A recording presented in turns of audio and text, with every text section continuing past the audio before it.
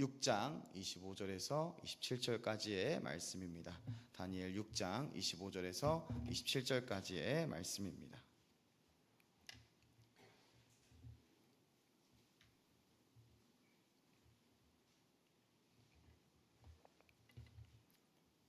다니엘 6장 25절 27절의 말씀입니다. 같이 읽겠습니다. 이에 다리오 왕이 온 땅에 있는 모든 백성과 나라들과 언어가 다른 모든 사람들에게 조서를 내려 이르되 원하건대 너희에게 큰 평강이 있을지어다. 내가 이제 조서를 내리노라. 내 나라 관할 아래에 있는 사람들은 다 다니엘의 하나님 앞에서 떨며 두려워할지니 그는 살아계시는 하나님이시오 영원히 변하지 않으실 이시며 그의 나라는 멸망하지 아니할 것이요 그의 권세는 무궁할 것이며 그는 구원도 하시며 건져내기도 하시며 하늘에서든지 땅에서든지 이적과 기사를 행하시는 이로써 다니엘을 구원하여 사자의 입에서 벗어나게 하셨음이라 하였더라. 아멘. 네, 사랑하는 성도 여러분, 우리가 신앙생활을 오래 하면 할수록 이 다니엘에 대해서 굉장히 잘 알고 계실 것입니다. 다니엘 하면 또 떠오르는 특징이라고 할 때 이제 고위 관료를 많이들 생각을 하십니다.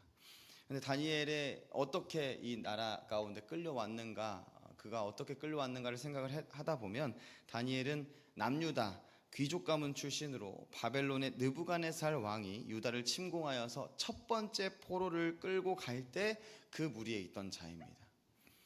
남유다가 공격받는 시작부터 포로된 자인 것입니다. 그의 포로 생활은 제일 처음부터 시작되었습니다. 강대했던 바벨론은 20년 뒤에, 그를 포로로 데려온 20년 뒤에 예루살렘을 완전히 함락하고 성전마저 불태워 버립니다. 그렇게 강대했던 바벨론이 이제 영원할 것 같았지만 메대와 바사의 연합군 앞에서 하룻밤 사이에 또 무너지는 모습을 다니엘은 보게 됩니다. 오늘은 그 본문의 바로 직후에 이제 새 제국이 통치 체제를 갖추어 가던 때에 나타나는 말씀입니다. 다니엘의 나이는 이때 이제 소년의 몸으로 이끌려온 지 66년 후라고 되어 있는데 이게 80살 정도 되는 나이를 알 수 있게 됩니다. 오늘에야 이제 80이 넘은 80이 넘으신 분들이 정정한 분들이 굉장히 많으시지만 고대 근동의 이제 대부분은 40에서 50을 넘기지 못하였습니다. 40에서 50을 넘기지 못했고 이렇게 80살이 되었다는 것은 굉장히 장수한 사람으로 여겨졌다고 합니다. 우리나라에서도 신선이라고 하는 나이가 과거에 있었는데 그게 몇 살인지 아십니까? 70이라고 합니다. 70이 넘으면 신선의 경지에 이르렀다라고 할 정도로 이제 오래 산 것이라고 여겼는데 이 다니엘의 시대에서도 80은 굉장히 나이가 많은 사람이었습니다. 다니엘은 이 나이가 될 때까지 이 포로 생활을 첫 번째부터 시작을 했는데 청년 청소년 시대부터 시작했는데 도대체 그럼 80대까지 몇 명의 왕을 지났을까요? 네, 몇 명의 왕을 지났을까요? 다니엘 서에 나온 이름만 따졌을 때 4명입니다. 느부갓네살, 벨사살, 다리오 그리고 고레스 이렇게 4명입니다. 근데 그가 실제로 지나온 세월에는 더 많은 왕이 있었습니다. 누구냐? 느부갓네살이 죽은 뒤에 에윌 무로닥, 네리 글리살, 라바시 마르둑, 시험에 안 나오니까 안 외우셔도 됩니다. 몇 해씩 짧게 왕위에 앉아 있다가 사라졌고 그 다음에 나보니두스라고 하는 왕이 있었는데 이 벨사살 왕, 이 오늘 6장 말고 이 앞장 5장에 나오는 벨사살 왕의 아버지가 이 나보니두스인데 나보니두스의 아들로 아버지와 함께 바벨론을 다스리던 통치자가 벨사살 왕입니다. 다니엘이 66년 내내 높은 자리에 앉아 있었던 것은 아닌 것처럼 보입니다. 왜냐하면 5장을 보면 벽에 글씨가 써졌는데 그때 벨사살은 다니엘이 누군지를 몰라서 태후가 나서서 왕에 붙인 때에 있던 자라고 하면서 그를 기억하게 합니다. 느부갓네살이 죽고 왕들이 바뀌는 동안에 다니엘은 잊힌 사람이 된 시절도 있던 것입니다. 그러나 다니엘은 다시 불려 나와서 벨사살 앞에서 벽에 글씨를 해석하고 나라의 셋째 통치자로 세워지더니 나라가 바뀐 뒤에는 다리오에 의해 총리 중에 으뜸으로 세워지게 됩니다. 우리는 흔히 다니엘을 높은 고위 관료로만 기억을 하지만 사실 다니엘의 삶은 언제나 참 바람 앞에 등불과 같은 삶이었습니다. 자신의 나라가 공격받을 때 가장 먼저 포로로 끌려와서 나라의 멸망과 성전의 파괴를 지켜보았고 이방 땅에서 높은 자리에 올라갔지만 항상 그 자리에 있던 것은 아니었습니다. 이게 포로된 자로서는 굉장히 불안한 일입니다. 그리고 그 시대에 나라가 망하면 그 나라의 요직에 있던 사람들도 함께 제거되는 것이 일반적이었는데, 언제든 반란의 불씨가 될 수 있기 때문에 일반적이었는데, 이 혼란한 시대 가운데 여러 왕을 지나면서 여러 나라들을 지나면서 포로된 자로서 얼마나 이게 불안한 삶이었겠습니까? 그러나 여러 왕들과 나라가 바뀌는 상황 가운데 이 포로 출신의 늙은 이방인을 굳이 다시 찾아내서 가장 높은 자리에 앉히게 하는 이 많은 왕들을 우리는 다니엘서에서 보게 됩니다. 이게 다니엘이 유능해서 그랬을까요? 다니엘이 유능하다는 내용도 나오기는 하는데 사실 저는 그것뿐만은 아니라고 생각을 합니다. 유능한 사람이야 그 바벨론 제국, 메데와 바사, 페르시아 이 왕국 제국들이 얼마나 큰 나라였겠습니까? 수많은 민족들을 정복했고 유능한 사람을 찾으려면 많이 찾을 수 있을 것입니다. 그러나 왜 자꾸 다니엘이 등장하는가? 하나님께서 붙들고 계시기 때문입니다. 하나님께서는 어떠한 순간에도 자신의 구원이 하나님께 있음을 아는 이 다니엘을 결코 놓지 않으셨습니다. 바람 앞에 등불과 같은 인생인데 그 등불이 꺼지지 않게 하나님께서 하시는 것입니다. 누구에게 말입니까? 하나님의 주권, 하나님께만 나의 구원이 있다는 것을 잊지 않는 다니엘에게 그렇게 하시는 것입니다.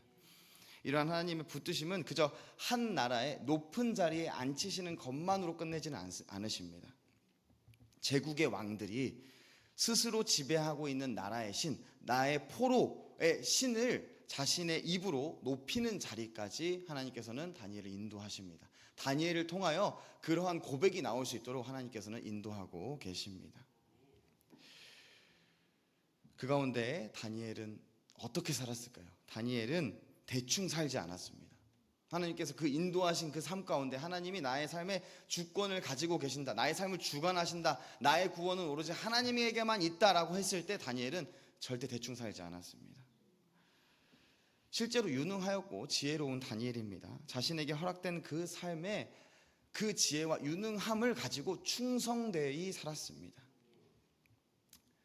바람 앞에 등불과 같은 그 삶 가운데 사실 원망하고 포기할 수도 있겠지만, 왜냐하면 그의 눈앞에서 예루살렘이 멸망하는 게 보였습니다. 하나님의 성전이 파괴되는 것을 보았습니다.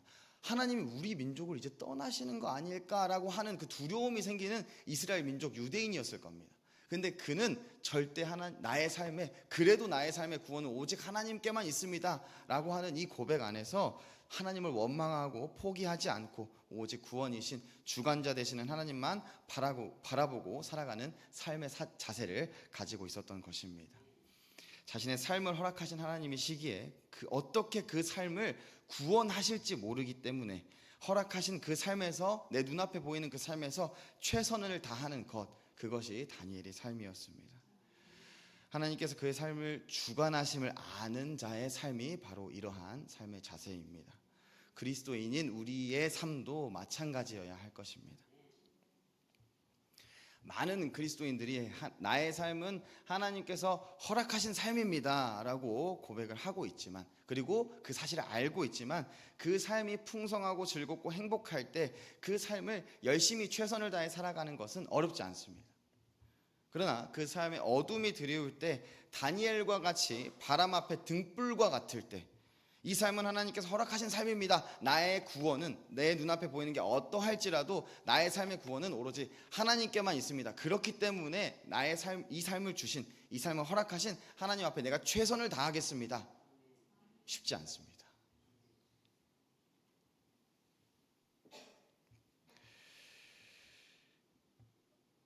안 좋을 때에도 하나님께서 나의 삶을 주관하신다 고백하며 삶에서 최선을 다하며 살아가는 그 다니엘의 삶, 오늘 이 사자굴의 사건에서도 드러나고 있습니다. 이 많은 왕들이 다니엘의 일생 가운데 존재했지만, 특히나 이 본문의 다리오 왕은 다니엘을 아끼고 신뢰한 것처럼 많이 나타나 있습니다. 신뢰하던 왕이었습니다. 다니엘 6장 1절에서 3절을 보면 다리오는 전국을 다스릴 고관 120명을 세우고 그 위에 총리 셋을 두었는데 그 중에 하나가 다니엘입니다. 2절 후반절에 총리를 세운 이유를 이렇게 밝힙니다. 고관들로 총리에게 자기의 직무를 보고하게 하여 왕에게 손해가 없게 하려 함이었더라. 이 총리들이 맡은 핵심 업무가 무엇이겠습니까? 지방 고관들이 거둔 세금과 곡물들이 새어나가지 않고 왕의 곳간에 제대로 들어오는지 감독하는 일입니다. 그들이 그 각자의 지방에서 다른 짓 못하게 관리 감독하는 일입니다. 한 나라의 감사원장이자 재정 책임자였던 것입니다. 그리고 3절에 총리 셋 중에 다니엘이 어떠한지 이야기하는데 3절 말씀 한번 보겠습니다. 6장 3절입니다. 다니엘은 마음이 민첩하여 총리들과 고관들 위에 뛰어남으로 왕이 그를 세워 전국을 다스리게 하고자 한지라. 전국을 다스리게 하고자 한지라 이후에 4절 5절에 이제 갑자기 총리와 고관들이 그를 고발하여 죽이려고 합니다. 그들은 왜 다니엘을 죽이려고 했겠습니까? 시기와 질투가 있었을 수도 있습니다. 나라를 위해 어찌 보면 이 고관들과 총리들 중에는 실제로 그 나라 백성도 있었을 겁니다. 그래서 이 나라를 위해 싸운 것은 우리인데 왜 포로 출신인 저 이방인이 우리 위에 서는가? 이런 시기와 질투였을 수도 있습니다. 그러나 한 가지가 더 있다고 생각을 하는데 다니엘은 하나님 앞에 열심히 하나님 앞에 충성하여 사는 자입니다. 근데 그가 청렴하지 않을 수 있겠습니까? 그가 가지고 있는 그 칼과 같은 청렴함으로 인해서 자신들이 이 당시에 이제 고관들과 총리쯤 되면 뒷주머니로 챙기는 것들이 좀 있었을 것입니다. 그것도 큰 부분 차지했을 것인데 오늘 말씀 가운데 뭐라고 합니까? 다니엘은 마음이 민첩하여 총리들과 고관들 위에 뛰어남으로 2절 말씀이었습니다. 고관들로 총리에게 자기의 직무를 보고하게 하여 왕에게 손해가 없게 하려 함이었더라. 하나님 앞에 충성하는 다니엘이 왕에게 손해가 없게 하기 위해서 이것들을 칼같이 관리하는 겁니다. 자신들이 그 자리에 올라오기 위해서 엄청난 노력을 하고 나라에 큰 공을 세우고 인맥을 동원하기도 하고 심지어는 뇌물을 바치기까지 했을 건데 이 이방인 노예 출신이 갑자기 우리 위에 앉아가지고 이것도 못하게 굉장히 분에 찼을 것이라 생각합니다. 그래서 그들은 다니엘의 흠을 샅샅이 찾습니다. 성경은 무엇라 말하는가? 샅샅이 찾았는데 아무 근거, 아무 허물도 찾지 못하였더니 라고 이야기를 합니다. 그러므로 그들이 내린 결론은 5절입니다. 그 하나님의 율법에서 근거를 찾지 못하면 그를 고발할 수 없으리라. 그가 무너뜨릴 길은 오직 하나, 그의 신앙뿐이었다는 사실입니다. 이게 굉장히 큰 칭찬입니다. 이게 헬스인들 사이에서 몸이 좋으면, 운동을 열심히 하는 사람들, 몸을 만드는 사람들 사이에서 몸이 좋으면 로이더네라고 하는 게 칭찬이기는 합니다. 이게 무슨 말이냐면 스테로이드를 썼다라는 건데, 스테로이드 쓰면 몸이 쉽게 좋아집니다. 근데 나는 약을 쓰지도 않았는데 내가 몸이 좋아서 약을 쓰는 것처럼 보인다? 내가 진짜 굉장히 잘해나 보다. 굉장한 칭찬을 다니엘이 받고 있는 겁니다. 제가 운동을 좋아해서 말씀을 들었는데 조금 이해가 안 되실 수도 있어요. 다니엘에게 이게 절체절명의 위기의 순간이지만 이게 얼마나 놀라운 증언입니까? 그를 미워하여 죽이려는 사람조차도 그의 삶이 충성되었음을 인정할 수밖에 없는 것입니다. 그렇게 그들이 책잡을 부분은 그의 신앙이 잘못돼서가 아니라 그들이 사는 그 삶에서 이 신앙은 걸릴 것이 너무 많기 때문에 그 신앙을 가지고 이제 공격을 하기 시작하는 것입니다. 자신들의 삶과는 다른 신앙뿐이 공격할 게 없다 이야기하는 것입니다. 그래서 그들이 계략을 꾸미는데 7절의 말씀입니다. 7절 말씀 한번 보겠습니다. 나라의 모든 총리와 지사와 총독과 법관과 관원이 의논하고 왕에게 한 법률을 세우며 한 금령을 정하실 것을 구하나이다. 왕이여 그것은 곧 이제부터 30일 동안에 누구든지 왕 외에 어떤 신에게나 사람에게 무엇을 구하면 사자굴에 던져넣기로 한 것이니이다. 여기에서 거짓말이 있습니다. 나라와 모든 총리와 지사와 총독과 법관과 관원이 의논하고 이 총리에는 다니엘이 안 껴 있습니다. 다리오 왕은 이것이 자신을 높이는 일이라 여겨 기뻐하면서 도장을 찍습니다. 여기서 다니엘의 모습은 또 여전히 이 시작부터 똑같았던 것처럼 오로지 나의 삶의 구원은 저들이 어떠한 거짓말을 하고 어떠한 계략을 꾸면서, 사실 다리오 왕이 다니엘을 그렇게 사랑했는데 죽이려고 도장을 찍었겠습니까? 그렇지 않았을 겁니다.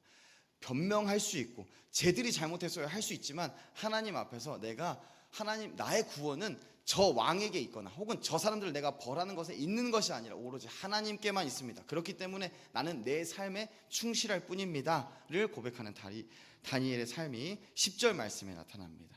10절 말씀입니다. 우리 같이 읽겠습니다. 다니엘이 이 조서에 왕의 도장이 찍힌 것을 알고도 자기 집에 돌아가서는 윗방에 올라가 예루살렘으로 향한 창문을 열고 전에 하던 대로 하루 3번씩 무릎을 꿇고 기도하며 그의 하나님께 감사하였더라. 아멘. 다니엘은 피할 방법이 얼마든지 있습니다. 30일입니다. 한 달만 참으면 됩니다. 평생 안 하겠다도 아니고 30일만 참으면 됩니다. 혹은 창문을 닫고 소리 없이 기도할 수도 있습니다. 그 정도 융통성은 이 다니엘이 몇 살이라고 그랬습니까? 80세입니다. 그 당시에 가장 나이가 많은 사람들 축에 속하던 사람입니다. 그 정도 융통성이 없었겠습니까? 있을 것입니다. 그러나 다니엘이 충성은 어떠한 세상에서 내가 보기에 괜찮은 이러한 것이 아니라 오로지 하나님 앞에 충성입니다. 다니엘에게 기도는 어떤 지켜야 할 종교적인 규칙이 아니라 하나님과의 살아있는 관계였습니다. 한 달만 사랑하는 사람과 말을 끊겠다고 하는 것이 관계이겠습니까? 하나님 앞에 내가 하나님과 관계함에 있어서 어떠한 것을 지킬 것인지 다니엘은 분명히 알았던 것입니다. 이것은 우리의 신앙의 선배들의 모습에도 나타납니다. 일제 강점기 신사참배를 강요당했을 때 많은 성도들이 이를 거부하고 감옥에 가는 모습을 우리는 볼 수 있습니다. 우리 그리스도인들의 모습이 그러하여야 합니다. 사실 우리는 지금 당장은 그러한 세대에 살고 있지 않습니다. 신사참배를 강요당하지도 않고 기도했다고 사자굴에 던져지지도 않습니다. 그러나 우리의 삶의 여러 가지 부분들이 우리에게 고개를 숙이라고 하면서 융통성을 요구하는 부분들이 있습니다. 11조가 있는데 제가 한 청년이 있습니다. 한 청년이 있는데 이게 어머니가 가게를 하셔서 어머니와 함께 같이 일을 하는 청년입니다. 생각보다 돈도 나름 잘 버는 것 같습니다. 그리고 신실합니다. 정말로 교회에 열심히 헌신적이고 삶을 살아가면서 말씀을 지키려고도 노력하는 모습들도 많이 보입니다. 그런데 이제 어느 날 헌금 이야기가 나온 김에 별뜻 없이 정말 아무 생각 없이 당연히 잘할 거라고 생각하고 11조 잘하고 있지 이렇게 했는데 얘가 머뭇머뭇 거리는 겁니다. 얘기하는 말은 원래는 잘했는데 요즘에는 좀 빚이 생겼다. 갚아야 될 빚이 있고 할부금도 있고 들어갈 때가 많아서 11조까지 드리면 도저히 생활이 안 됩니다. 나중에 형편이 좋아지면 한 번에 드리겠습니다. 이렇게 이야기를 하는 겁니다. 그래서 저는 조금 어이가 없어서 그럼 예배도 죽을 때 한 번에 같이 드리지 그래. 굉장히 친한 친구라 가지고 이제 그렇게 이야기를 했는데 11조는 무엇입니까? 그냥 하나님께서 돈이 없으시니까 우리가 이거라도 드리자 이 절대 아닙니다. 우리의 신앙의 고백입니다. 내가 벌고 가지고 얻게 된 모든 재정이 하나님께서 나에게 허락하신 것임을 인정하면서 하나님께 나의 10분의 1을 드리는 것입니다. 하나님이 다 주셨는데 나는 그중에 10분의 1만 드리는 겁니다. 내 삶의 구원이 하나님께 있음을 고백하는 것입니다. 그러니 형편이 나아지면 그때 하겠습니다 하는 이 말은 지금 이 형편은 내가 알아서 해결할게요. 나의 삶의 주권 하나님께 있는 거 맞는데 하나님 딱 30일만 기도하지 말라고 했으니까 나 딱 그것만 참을게요. 하나님 나 문 닫고 원래 창문 열고 하지만 요거 좀 닫을게. 융통성 있게. 내 등불은 바람 앞에 등불 내 등불은 내가 지키겠습니다 이야기하는 것입니다. 그러나 다니엘은 어떻게 했습니까? 스스로 그 등불을 지키려 하지 않았습니다. 하나님께 온전히 맡기고 자신은 하나님 앞에 충성할 뿐임을 나타냅니다. 하나님 나의 삶의 주권은 하나님께만 달려있다. 살아갑니다. 그러므로 여든의 노인이 사자굴에 던져집니다. 이 사자굴은 이때만 있었던 것이 아니라 바벨론과 페르시아 제국에서 반역자나 중죄인을 처형할 때 사용하는 공간이자 왕실의 권위를 상징하고 죄수들에게 극도의 공포를 주기 위해서 평소에도 굶주린 사자들을 가두면서 이게 기르던 상설 처형장입니다. 이 앞을 지나가면 모든 자들이 무서워할 수밖에 없습니다. 이게 그 상황을 위해서 키운 어떤 사자들이 아니라 항상 굶주리고 사납고 날카롭고 그러한 사자들이 가둬져 있는 공간이기 때문에 누구도 어떠한 죄인도 이곳에 들어가고 싶어 하지 않았습니다. 사자가 몇 미터인지 아십니까? 키가? 한 2m 정도 됩니다. 작은 애들은 좀 작을 수 있는데 몸무게는 한 200kg 가량 나갑니다. 제가 키가 176에 몸무게가 한 90kg 정도 나갑니다. 저보다 덩치도 한참 크고 몸무게도 2배 이상 나갑니다. 그 사자가 한 번 휘두르는 손이 어느 정도냐? 800kg의 무게를 달한다고 합니다. 머리를 치면 머리가 이렇게 날아간다고 합니다. 무는 힘은 300kg가 넘는다고 합니다.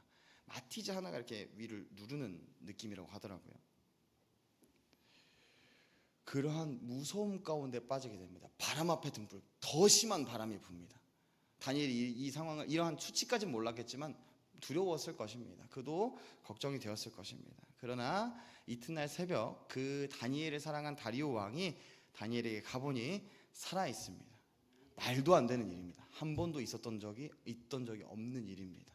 그 굶주린 사자들이 상설 처형장, 왕실의 권위를 나타내는 상실 처형장, 이게 잘못 운영이 되면 왕실의 권위가 나타나기 때문에 이 사자고로 아예 없애버리는 그 정도의 굉장한 처형장인데 그곳에서 말도 안 되는 일이 일어난 것입니다. 그 사자들이 순해서 그랬을까요? 배불러서 그랬을까요? 절대 그렇지 않습니다. 24절에 보면 다니엘의 적들이 죽는 모습을 보면 그렇지 않음을 볼 수 있습니다. 그들이 굴 바닥에 닿기도 전에 사자들이 그들을 움켜서 뼈까지 부러뜨렸다 이야기합니다.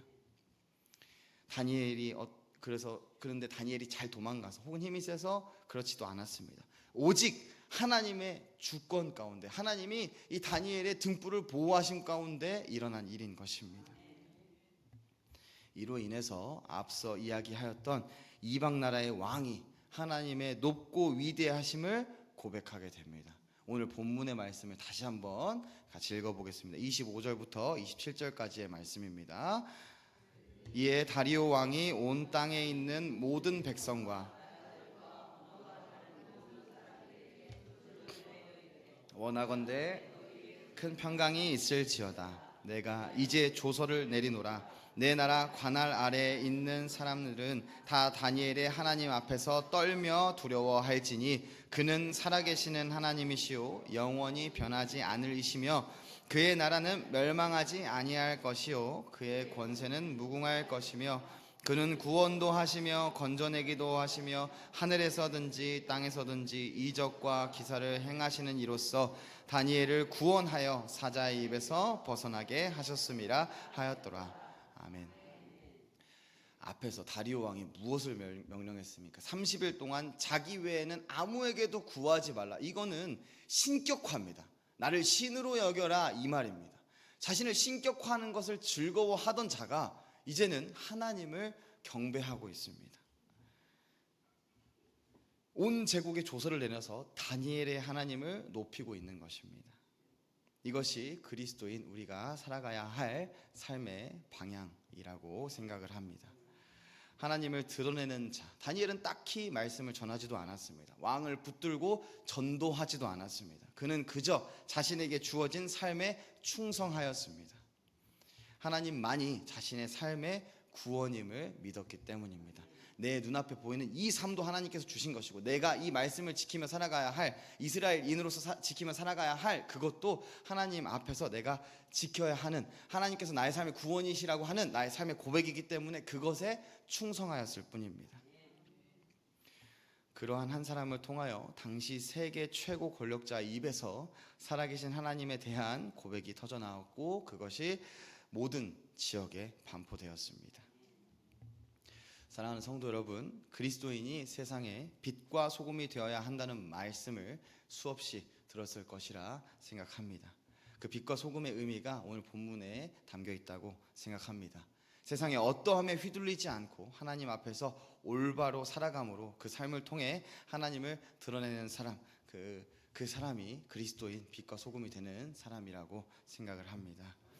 다니엘이 하나님을 드러낼 수 있었던 이유는 그가 하나님을 향한 올바른 신앙만을 가지고 그냥 신앙만을 가지고만 있었기 때문이 아닙니다. 자신에게 맡겨진 삶의 자리에서 최선을 다해 살아갔습니다. 그 삶이 내 삶이 아니라 정말로 하나님께서 나의 삶을 구원하셨고 내 모든 삶이 하나님의 것임을 알기 때문에 그 하나님께 받은 내 삶을 열심히 살아갔고 그 안에서 말씀을 열심히 지켰고 유대인으로서 이스라엘인으로서 선택받은 자로서 열심히 살아간 그 삶 가운데 하나님이 역사하심이라 생각합니다.